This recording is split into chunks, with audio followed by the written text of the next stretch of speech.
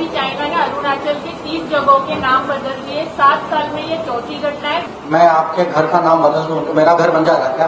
अरुणाचल प्रदेश भारत का स्टेट है, पहले भी था, अभी भी है, आगे भी रहेगा। तो ये नाम बदलने से कुछ नहीं होता। चाइना ने अरुणाचल प्रदेश के अंदर 30 जगहों के नाम तब्दील किए हैं। कीड़ा है ना, और कुछ भी नहीं है। और इसका एक दफा पहले भी इन्होंने ऐसी हरकत शायद मेरे ख्याल से पिछले साल की थी, तो एस जयशंकर ने कहा था कि नाम बदलने से क्या होता है। चाइना बोल रहा है कि अरुणाचल बोलो का पार्ट है, ऐसा नहीं है।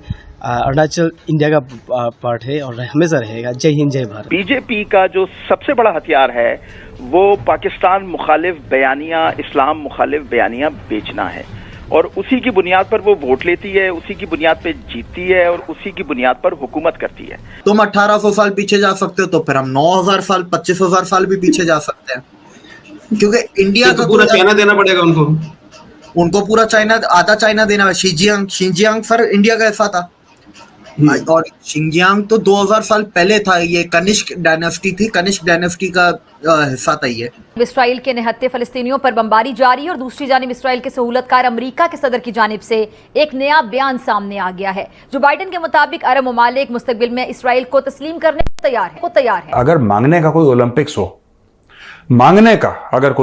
हो, तो भाई लोगों को गोल्ड मेडल पाकिस्तान में बैठे बैठे मिल जाए, इनको कहीं जाना ना पड़े।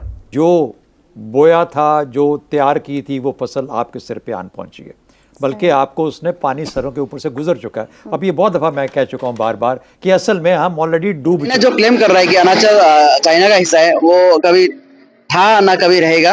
अरुणाचल इज ए इंडिया, जो छोटा इंडिया है। यहाँ पर सभी जनजाति मतलब बाहर से आकर भी यहाँ पर रहते हैं और मेनलैंड से भी आते हैं। यहाँ पर बहुत सारे लोग हैं जो यहाँ पर आके काम करते हैं, नौकरी भी कर रहे हैं।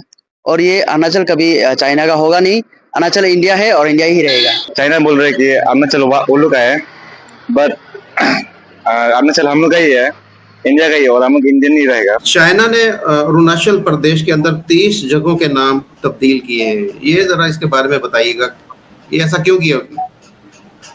सर देखें, कीड़ा है ना, और कुछ भी नहीं है। और इसका एक दफा पहले भी इन्होंने ऐसी हरकत शायद मेरे ख्याल से पिछले साल की थी, तो एस जयशंकर ने कहा था कि नाम बदलने से क्या होता है।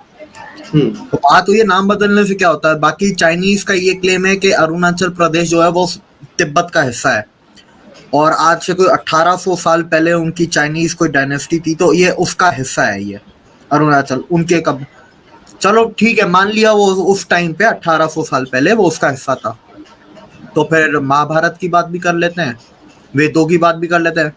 तुम 1800 साल पीछे जा सकते हो, तो फिर हम 9000 साल 25,000 साल भी पीछे जा सकते हैं, क्योंकि इंडिया का पूरा चाइना देना पड़ेगा उनको पूरा चाइना, आधा चाइना देना है। शिंजियांग सर इंडिया का ऐसा था, और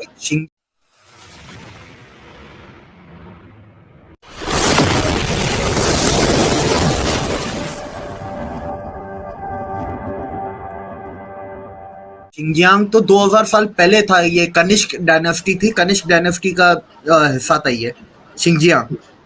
फिर शिंजियांग भी देना पड़ेगा, तिब्बत भी देना पड़ेगा, ठीक है, क्योंकि इंडिया का कोई अंत नहीं है। तुम जितना पीछे जाओगे इंडिया उतना भारी पड़ता जाएगा। तो हिस्ट्री की बात इंडिया के फिर बीच में फंसोगे। मेन मुद्दा सर सारा घूम फिर के कोई तिब्बत विब्बत नहीं है, मुद्दा है पानी। ये सारी जंग चाइना की इंडिया के साथ है पानी की। और मैं एक चीज इधर एक और ऐड करता चलूं और फिर अगले टॉपिक पे चलते हैं, उसके अंदर कुछ ज्यादा बोलने के लिए नहीं है। एक चीज जो मैं ऐड करना चाहता हूँ ना, कि लोग कॉन्फ्लिक्ट को एक नजर से देखते हैं। आपको एक नजर से नहीं देखना।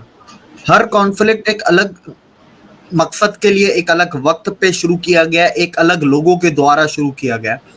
फॉर एग्जाम्पल, अभी आपका साउथ अमेरिका में एक बहुत बड़ा कॉन्फ्लिक्ट चल रहा है वेनेजुएला का और इन सब का आपस में। वो तेल के ऊपर है, ठीक है, तो वो नेचुरल रिसोर्सेज के ऊपर फड्डा है।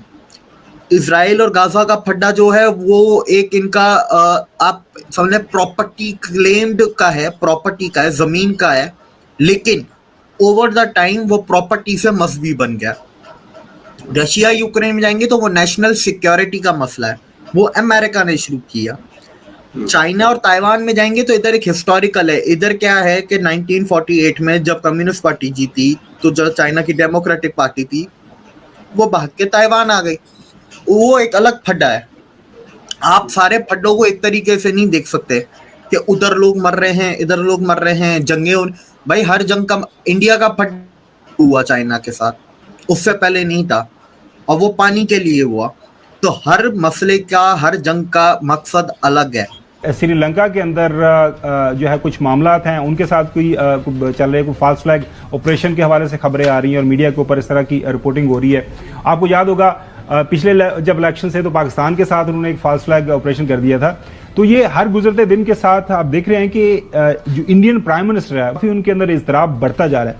नकवी साहब, आपके पास मैं आता हूँ, हाउ डू यू सी वहाँ पे इलेक्टोरल बॉन्ड्स का एक बहुत बड़ा आपने देखा स्कैंडल ब्रेक हुआ है और उसके अंदर यही बताया गया जो इंडियन कॉर्पोरेट सेक्टर है उससे वो पैसे ले रहे हैं और वो पैसे इस्तेमाल कर रहे हैं अपनी ये इंतखाबी जो जंग है उसको जीतने के लिए। आप प्राइम मिनिस्टर मोदी को एक दफा फिर वहां पे इलेक्शन जीता हुआ देख रहे हैं? देखिए, इंडिया की पूरी सियासत जो है वो बॉलीवुड स्टाइल में चलती है।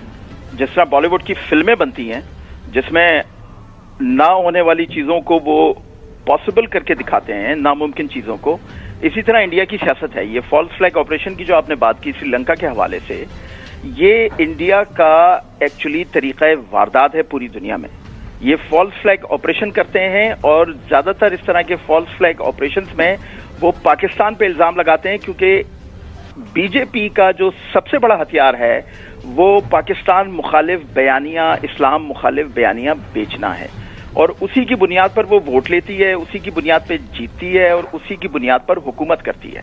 तो ये सारी जो आपने बयान की, ये सब कुछ इंडिया बॉलीवुड स्टाइल में अपनी रियासत को और अपनी हुकूमत को चलाता है। जी अच्छा, हसन अयूब साहब, आप भी थोड़ा बहुत इसके ऊपर नजर रखते हैं इंडियन पॉलिटिक्स के ऊपर, तो व्हाट डू यू थिंक ये जो मौजूदा हालात बने हुए हैं, कुछ खबरें ये भी आ रहे हैं कि वो पाकिस्तान के साथ भी कुछ मस्ती के, there is a chance, so we have to be very careful and keep our gods high India के हवाले से। देखिए, हिंदुस्तान ने रियासती दहशतगर्दी शुरू की हुई है दुनिया भर में, तो लिहाजा उनसे इस बात की तवक्को की जा सकती है कि वो पाकिस्तान में, श्रीलंका में, इवन बांग्लादेश में भी कोई ऐसी छेड़छाड़ कर दें। इंडिया की 75 ईयर्स की हिस्ट्री में, 75 साल हिस्ट्री में इंडिया की ये पहली मर्तबा हुआ है कि इंडियन डिफेंस एक्सपोर्ट्स 21,000 करोड़ पर पहुंच चुकी हैं, जो कि रिकॉर्ड हाई है।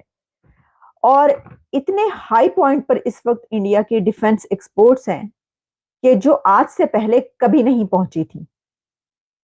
और अगर आपको हम सिर्फ ये बताएंगे कि 2023-24 ये पिछले 2 फिस्कल ईयर अगर आप उठाकर देख लीजिए, तो इसके अंदर जो इंडिया के डिफेंस एक्सपोर्ट्स में इंक्रीज हुआ है वो 32% ग्रोथ है। यानी कि 2 सालों के अंदर उनकी कितनी ग्रोथ है, कितनी उनकी ये एक्सपोर्ट्स बढ़ी है, डिफेंस एक्सपोर्ट्स।